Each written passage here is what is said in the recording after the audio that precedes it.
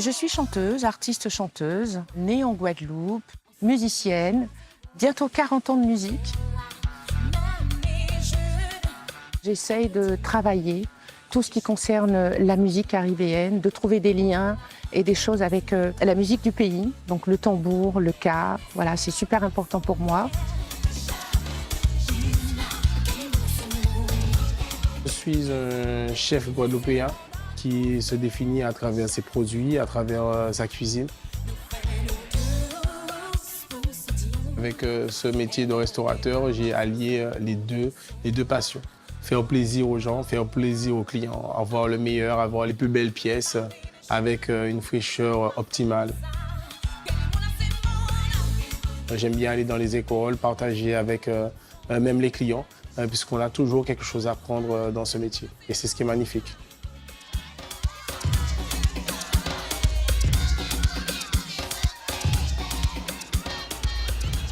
Le Paris des Arts pose ses caméras en Guadeloupe pour aller à la rencontre d'une ambassadrice de la musique antillaise. Tania Saint-Val sera à l'honneur. Et puis nous nous inviterons à la table du chef Jimmy Bibra qui sublime dans l'assiette les saveurs locales. Enfin, un coup de cœur ou plutôt un coup de projecteur sur un street artiste incontournable de l'île, Al Pacman.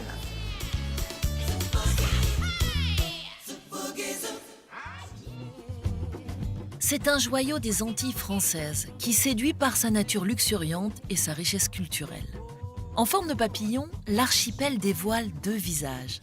La Grande Terre avec ses plages de sable blanc et ses lagons turquoises, et la Basse-Terre, région montagneuse et verdoyante, réputée pour sa forêt tropicale, ses plages de sable noir et ses villages authentiques. La musique est au cœur de l'identité artistique de l'île. Elle mêle traditions, comme le guaca et ses tambours, inscrits au patrimoine immatériel de l'UNESCO, et rythmes plus récents, comme le zouk.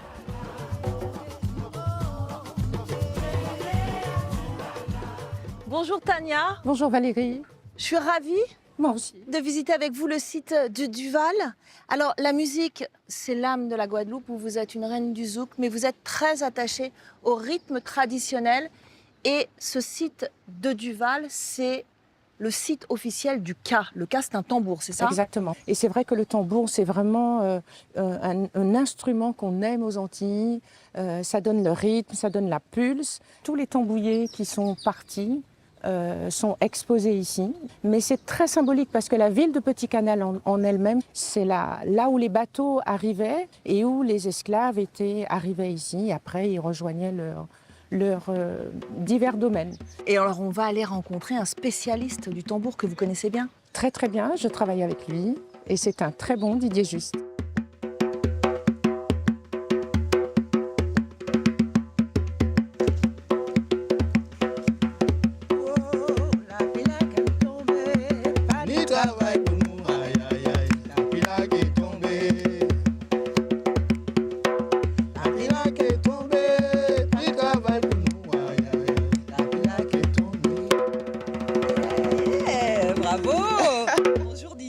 Bonjour. Alors, vous êtes un spécialiste du ka. Dès le XVIIe siècle, aux heures sombres de l'esclavage, le tambour était pour les esclaves un instrument d'évasion. Mais pourquoi le tambour? Je pense que c'était l'un des seuls moyens de communication qu'ils avaient. Il y avait le chant aussi, il y avait les chants, tout ça. Le tambour, Tania, vous l'utilisez beaucoup, vous Alors, c'est vrai que je l'utilise dans ma musique parce que pour moi c'est important, c'est percussif, ça donne le rythme. Et moi je me rappelle que quand j'étais petite et quand j'entendais du tambour, j'étais obligée de danser, voilà quoi. Ça a un effet, un impact sur moi et j'essaye de l'avoir toujours avec moi sur scène. Le tambour, il est capable de porter des émotions et des messages qui parlent à l'âme. Il vous transporte où, vous, le tambour? Le cœur, il bat comme ça, c'est un petit peu ça que ça fait. Donc ça résonne en nous et ça renvoie... c'est comme quand on envoie une pierre, elle irradie dans l'eau et voilà, le tambour, ça fait pareil. Voilà, ça tape. Bon, moi j'ai envie de l'entendre, le boum boum du cœur, ça donne quoi? Et j'entendais zozola ta siffler.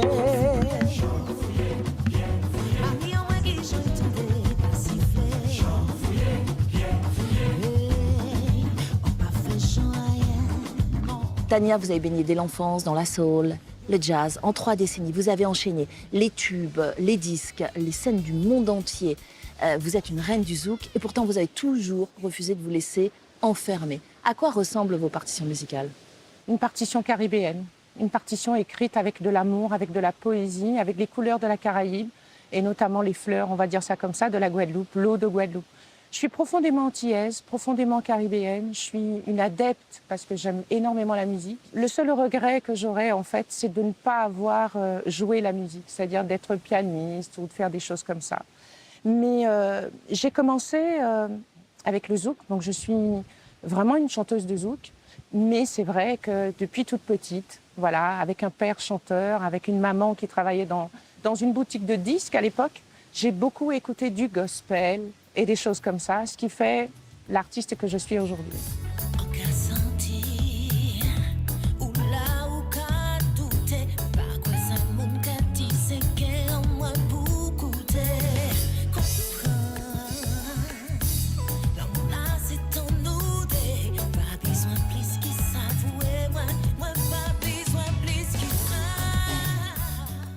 Souvent, je vous ai entendu souligner que si les Antillais sont français sur leur île, pour autant ils ne sont ni métropolitains, ni africains, ils sont créoles. Est-ce que cette créolité, c'est important pour vous de la défendre en musique? Complètement, la créolité, c'est vraiment pas simplement un style, c'est un style de vie, mais c'est aussi toute une génération, toute une population qui parle créole. Et de ce fait, nous avons des créoles à La Réunion, à l'île Maurice, on a du créole chez nous. Aujourd'hui, c'est quelque chose qu'on affirme avec beaucoup de positivité et c'est le 6e continent. C'est le 6e continent. Pas mal, rien que ça. Le 6e continent.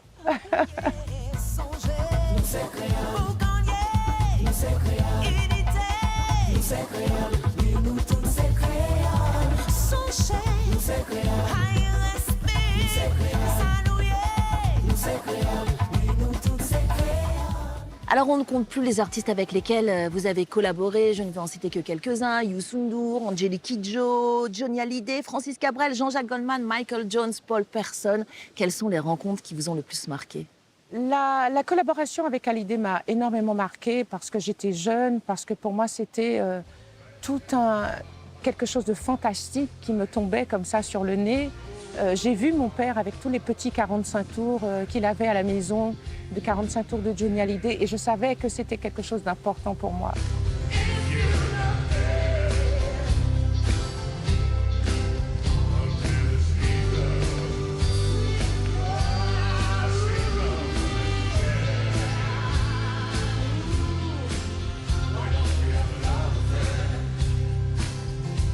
J'aimais la musique de cet homme-là, je l'aimais aussi parce qu'il y avait, alors c'est un peu, personne ne va comprendre, mais il y avait une petite ressemblance avec mon père. Ah bon? Ouais, complètement. Les autres collaborations étaient tout aussi sympathiques.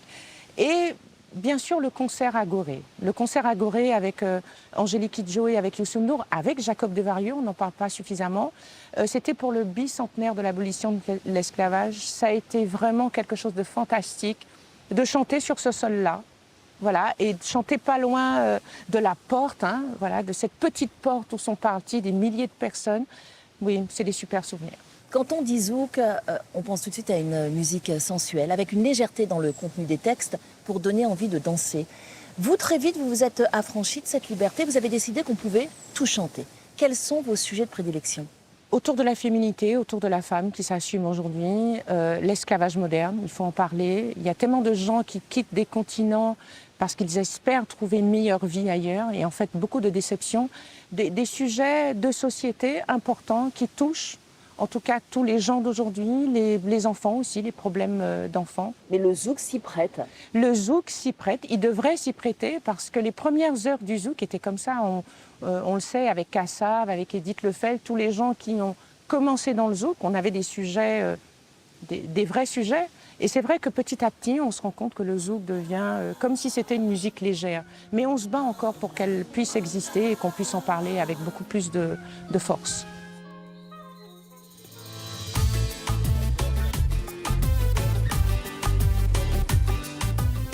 C'est au large de la commune de Bouillante que l'on retrouve le chef Jimmy Bibrac.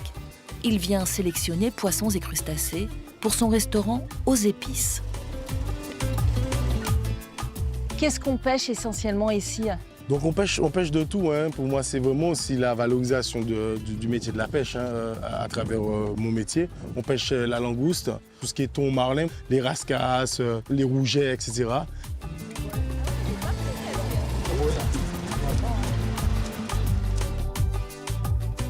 Pas mal, hein?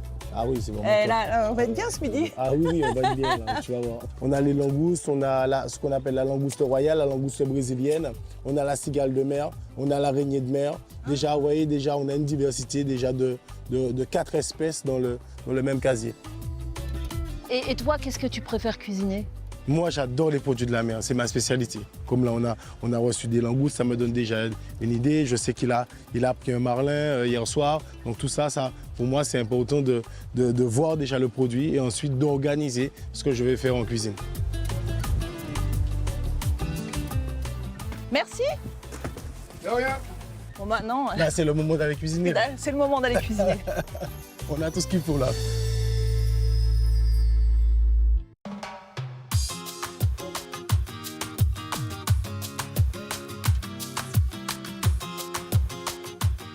Imprégné des saveurs locales dès l'enfance, Jimmy valorise le patrimoine culinaire créole avec une cuisine novatrice.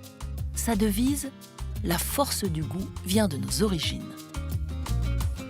Les épices et les plantes médicinales locales, elles sont très importantes dans ta cuisine? Ben, pour moi, c'est le cœur déjà de notre cuisine parce qu'on a cet héritage déjà des Indiens, des Caraïbes. Et en fait, pour moi, c'est toute cette variété qu'on met dans cette cuisine qui nous représente nous parce qu'en fait, on est aussi multiculturel. Ton père était exploitant agricole. Est-ce qu'il a influencé ta façon de voir et d'envisager la cuisine? Forcément, il a influencé ma façon de voir la cuisine tout simplement parce que c'est les bons produits. Si on a des bons produits, forcément, on a un petit peu d'imagination. Ensuite, on fait appel à ses souvenirs, à ses goûts d'enfance et on fait une belle cuisine. Tu sais qu'elle fait du bruit, notre amie, hein? Donc pour la langouste, et là, je vais venir tenir sa queue. Et hop.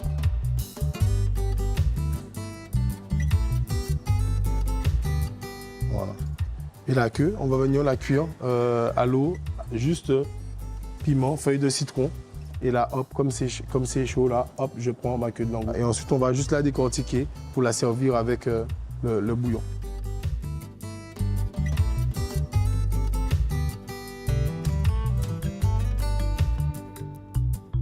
Là, on est sur le marlin. Là, on l'a fait mariner au sel, au sucre. Il a pris un peu cette couleur saumonée. Donc, on va se faire des petites tranches comme ça. On va mettre un petit peu de passion. On va se rajouter un petit piment doux. D'accord. Voilà. Ça. Au lieu de mettre du citron dans notre tartare, on va venir lui mettre directement l'acidité de la passion. De la passion. Voilà, comme ça, on aura un côté fruité.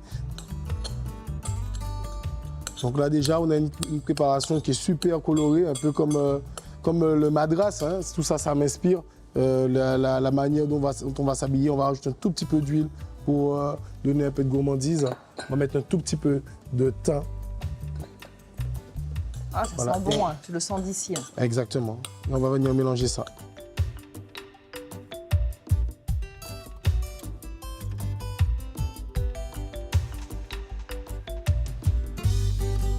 Là, on va essayer de chercher le détail pour que ce soit à l'image de la Guadeloupe.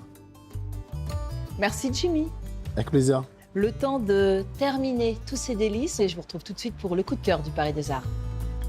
Merci, super bon.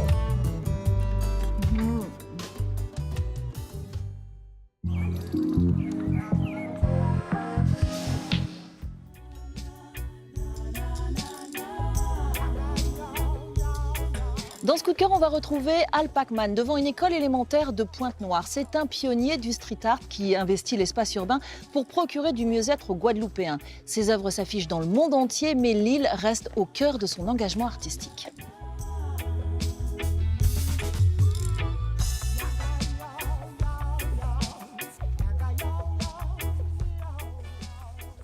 Bonjour Al. Bonjour. Je te dérange en plein travail. Je pensais que c'était des petites mains pour m'aider. Non, juste quelques questions. Oui. Bon, tu es très engagé dans la valorisation des quartiers défavorisés. Tu travailles notamment étroitement avec les habitants, avec les jeunes, pour créer du lien social. De quelle manière? En les rencontrant déjà dans le quartier via les associations de quartier et par les demandes des différents pouvoirs politiques sur les différents projets qui sont préparés pour ces quartiers. Et le street art, c'est un vecteur de lien social? Exactement, puisque comme pour le sport, donc le street art est la bienvenue dans les quartiers, puisque ça laisse une trace aussi dans le temps. C'est pas un coup pour rien le temps d'une journée, et ça embellit, ça crée des liens et on a beaucoup d'échanges et aussi ça ressoude un peu les coudes. Tu as créé le World Creole Art Festival avec l'ambition aussi d'attirer des artistes du monde entier au-delà de l'échange. Est-ce qu'il y a une volonté de promouvoir la culture locale à l'étranger? C'est un événement qui se passe sur Pointe-à-Pitre, qui permet d'avoir des différents échanges avec différents graffeurs, photographes, sculpteurs, plasticiens, chanteurs, DJ, danseurs. Donc tout le monde du street art se retrouve à un point central et on donne tout ce qu'on sait faire à la population. Donc l'idée est de pouvoir promouvoir cet art, mais de permettre aussi à ce que d'autres artistes qui veulent aller loin dans cette discipline, de pouvoir se faire connaître, de se challenger un peu par rapport à ceux qui sont déjà bien rodés, bien connus et d'aller plus loin. Donc alors là, tu es en train de refaire le mur d'une école élémentaire. Oui, en fait, c'est un projet pour la sécurité routière. D'accord. Ou voilà, une nouveauté, donc le street art pour la sécurité routière aux abords des écoles.